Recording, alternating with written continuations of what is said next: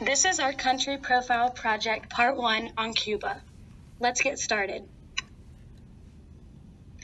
The goal of our presentation is to outline the determinants responsible for the current state of health in the country of Cuba. We will use the 5 rings from the social determinants wheel discussed in class and shown below to do this. These factors have been vital in allowing Cuban citizens to enjoy the status of health they have now. The first question we need to answer is, where is Cuba? Cuba is an archipelago country located in the middle of the Caribbean Sea, below the southern tip of Florida. The overall land area is smaller than that of Pennsylvania. So, we want to ask you, what might a Cuban hospital look like? Do you have a picture in your head? Did it look something like this? If you're like us, it probably didn't. But we want you to take a look at these pictures, see what you observe, and keep that in mind till the end of the presentation. Then we will take another look at a representation of Cuba's health system and see how they compare. All right, we're going to go ahead and talk about the first ring of the wheel. That is the basic demographics. First off, we have climate. Cuba is circled in red and is identified as having a tropical dry climate. You may ask why we bring up climate with health, but here's why. The first part is that the eastern part of Cuba is at high risk for hurricanes, which puts their infrastructure at risk as well as forces the country to look at emergency preparedness often. The other thing is that their dry season often brings on droughts, another issue is created. Another thing to notice is that Cuba is mostly flat rolling plains, which allows over 60% of the land to be used for agricultural purposes. This will be important for their health as well. Next, we're going to take a look at the population. Here's a population curve of Cuba. There's approximately 11.5 million people in Cuba currently. As you can see by the Coke bottle-like structure of the population pyramid, the majority of people are concentrated in their 40s, 50s, and 60s. The median age of a Cuban is 41.6 years. This is pretty good because it shows that people are living well into adulthood before passing away. The extension up to the top into the 90s and 100s is also a positive thing. The overall life expectancy is 81 for females and 77 for males. Another thing to note about this shaped pyramid is that the country's population growth is relatively stable. One site had it listed as a negative 0.27 rate of population growth, but that's pretty much negligent, so we'll just consider them as having a stable population. The next thing we want to look at is the demographic breakdown of Cuba. The left picture represents sex, and as you can see, it's pretty much equal between male and female. For every 99 men, there are 100 women. Next, you can see the race breakdown. You may ask why we only broke it down into white, mixed, and black, but according to their census, the most recent one being done in 2012, these were the only 3 categories they listed. It should also be noted that several indigenous groups, such as the Taino and Afro-Cubans, as well as a small number of Chinese peoples, still live in Cuba. Additionally, it does not account for a Hispanic population, but it should be noted the official language is Spanish. Next, we see urban versus non-urban breakdown. Over 77% of Cuba lives in an urban environment. This is pretty shocking. Additionally, 2 million people live in the capital city alone.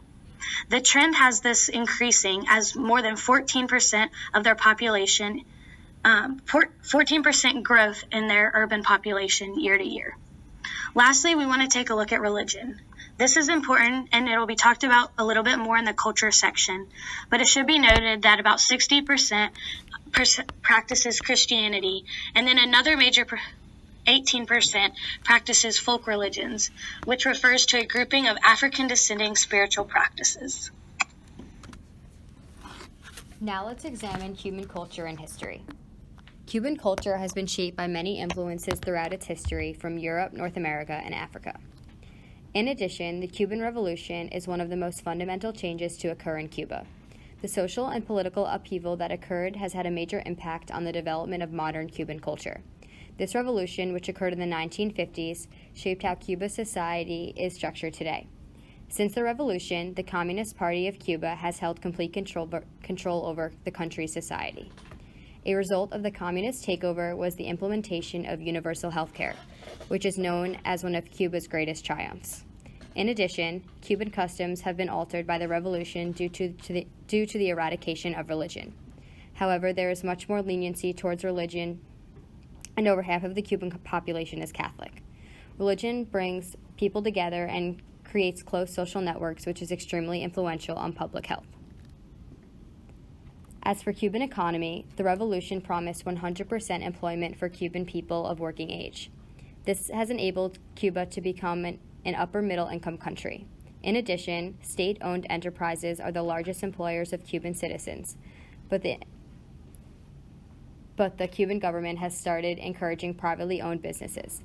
This will hopefully improve the economy by creating more opportunities for employment, which can lead to individual productivity. This situation is a great example of the health and productivity cycle. Cuba's communist economy is controlled by the government, but that has not deterred all foreign investment. Businesses from European countries have invested money into Cuban agriculture, trade, and tourism. Though the Cuban economy is still not great, it is slowly beginning to improve. Also, poverty is still a large issue, but Cuba has managed to maintain a strong universal health care system. So now we will be talking about the education in Cuba, which is completely subsidized by the government, which means that education is free. According to ACEI Global, Cuba designates 13% of the national budget to education, one of the highest in the world. Additionally, and surprisingly, Cuba has an exceptional adult literacy rate, being 99.75%. As for the educational system in Cuba, preschool education is available from 6 months until 5 years old. However, it is optional. According to the UNESCO website, the total net enrollment rate for preschool was 99.21 in 2018. Additionally, primary school is mandatory. Children from ages 6 to 11 can attend primary school, and the net enrollment rate is 97.74%. General middle education, middle school and above, is divided into 2 sections: secondary basic education, 6th to 9th grade, and pre-college education, 10th to 12th grade. The net enrollment rate for secondary education is 84.18%. There are over 47 universities in Cuba, and higher education is available for free. Currently, there are about 1 out of 3 students between the ages of 18 and 24 in superior education. However, now there are more requirements put into place, such as entrance exams and interviews, that have decreased the amount of Cuban children that can actually attend college. As for the workforce, for many years, Cuba has had a high graduation rate for engineers, medical doctors, scientists, and college professors. Because of the changes in the Cuban economy, there has been an increasing demand for skilled workers and a decrease in the amount of jobs available for college graduates. The labor force was over 5 million as reported in 2017, and the unemployment rate in 2015 was 2.4.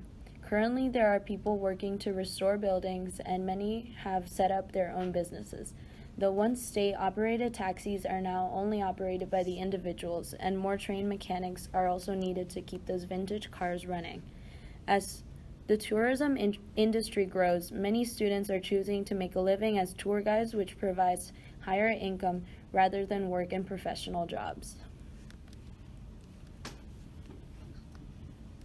We will now talk about Cuba's infrastructure.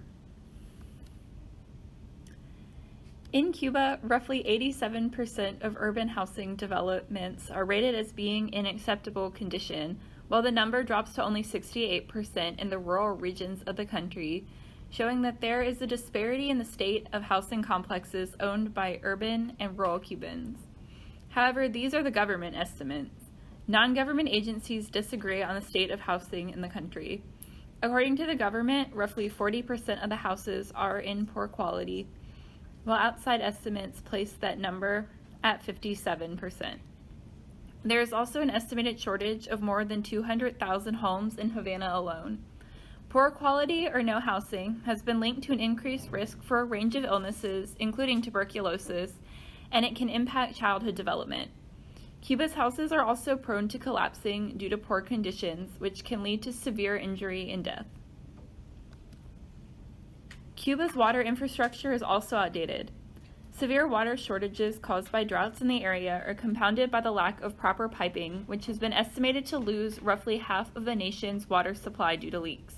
State water officials have to manually reroute their water between houses. Those interested in buying new pipes for their homes must pay hundreds of dollars for replacements, which is something many Cubans do not have or are able to afford.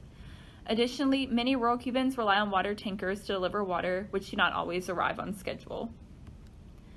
Since Cuba is an island, it remains primarily reliant on imports for a majority of its food supply.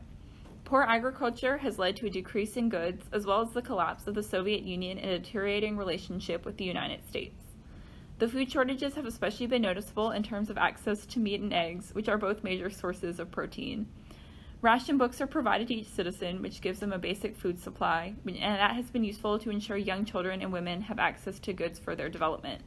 However, wealthier Cubans have more access to private restaurants and grocery stores on the island, which gives them a wider range of product accessibility, including meat products such as beef, which is in especially low supply. A vital part of the fabric of Cuba is its healthcare system. It is structured into 6 tiers, as shown below. Many polyclinics have family physicians who serve in neighborhoods. Sector polyclinics serve 4,000 to 5,000 people. Area, municipal, and provincial hospitals are primary, secondary, and tertiary, respectively. Finally, the National Health Institute and hospital centers are quaternary care, which are super specialty. The system mainly works due to the presence of the Rural Medical Service, or El Servicio Médico Rural. It involves the incorporation of doctors, volunteers, and residents who all contribute to the public health. Doctors live in the same area as they serve, and there's a 7.59 to 1,000 ratio between physicians and patients, which is actually the highest in the world. All medical students are required to complete family practice residency. Afternoons are spent on public health promotion, and they conduct screenings and understanding family and social backgrounds. Physicians also reach out to those who avoid the healthcare system to get them more involved. Volunteer brigades help build many polyclinics and various other sector hospitals. Residents also determine their own healthcare as they work with the doctors to communicate the most pressing issues in their community. So who pays for this? The government assumes fiscal responsibility to pay for the healthcare and spends 10.9% of the GDP on healthcare. They do this through establishing budget cuts from the armed forces, obtaining surplus gain from labor, and establishing salary caps. All of these initiatives allow healthcare to be a universal right. It's focused on disease prevention, universal coverage, and access to treatment. Regardless of how much anyone earns, everyone has free healthcare, education, clothes, and food and transport are subsidized. The system seems to be working as Cuba has managed to accomplish their health-related MDGs and SDGs. Their infant mortality rate has reduced by 2/3, and it's now 7.7 per 1,000. The maternal mortality rate has reduced by 3/4 and is now 38.5 per 1,000. And they've also been able to combat HIV, AIDS, measles, and TB. Their SDGs have also been accomplished, and the health-related ones are number 3 and number 6. Number 6 especially is being combated by the establishment of Suma Tugoda, which aims to improve access to water given the severe drought situation. It is developing very well and benefiting the population thanks to the ownership of the project by local communities. To conclude our video, we want to give you another representation of health as we mentioned in the beginning. Here are 5 key indicators of health and how they compare in Cuba to the United States. It's interesting to us that the success seems almost equivalent, even though the two countries spend very different amounts of their GDP on health. What do you think?